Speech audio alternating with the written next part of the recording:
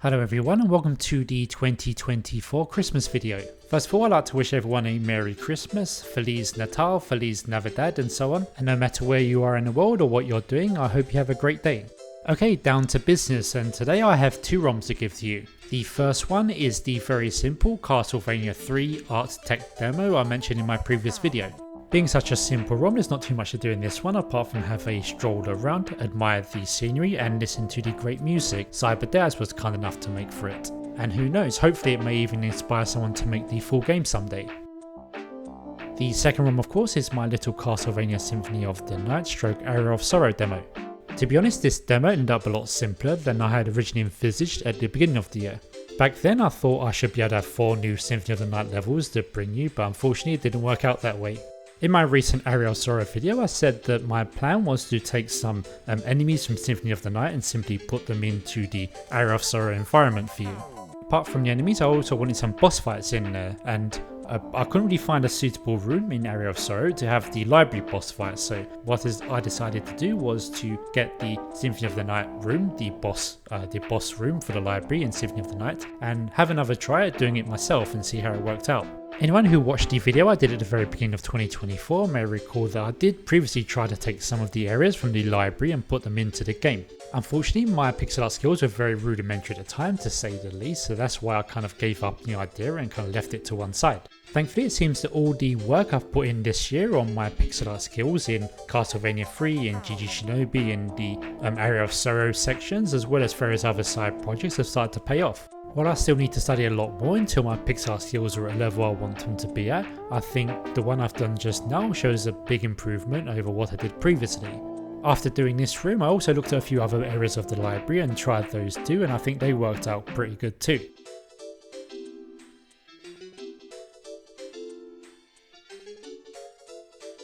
After the library, I even moved on to the catacombs, which along with the Royal Chapel area is probably the most difficult part of the castle to convert to the Mega Drive. You can see me here trying out different colour schemes for the bricks.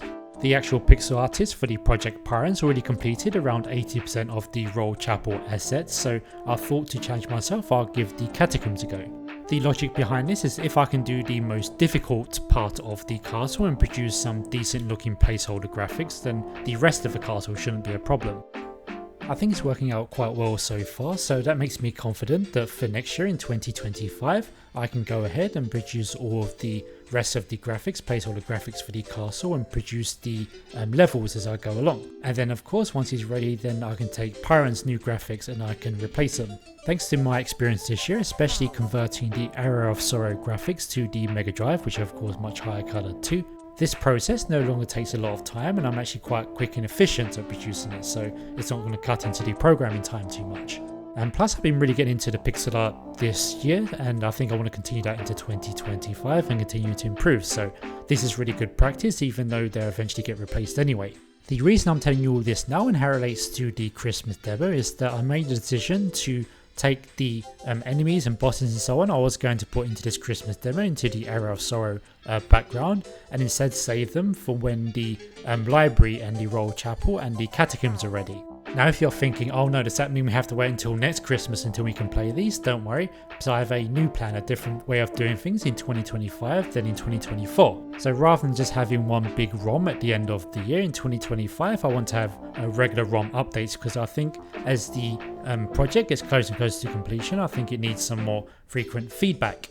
For the library and the Royal Chapel, I want to have a new ROM out at the end of January, just in time for Chinese New Year, because as you may know I also have a Chinese language channel, and just like for Christmas, for people in Western countries there's a time of year where you have lots of free time to play things and maybe a little bit bored too.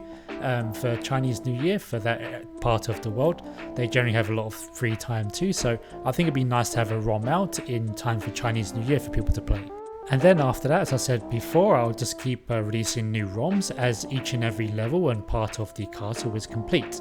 While I think this is the right way to take the project going forward, it does mean that this Christmas demo with the Aria of Sorrow rooms is going to feel a bit empty, because I've taken the bosses and enemies I was going to put in there and I'm going to save them for the roll chapel and so on. To mitigate this a bit, I have spent the last few days just trying to get a few extra Aria of Sorrow bits and pieces in there, so I think it should be a nice surprise for everyone, and you can listen to the new Symphony of the Night music too.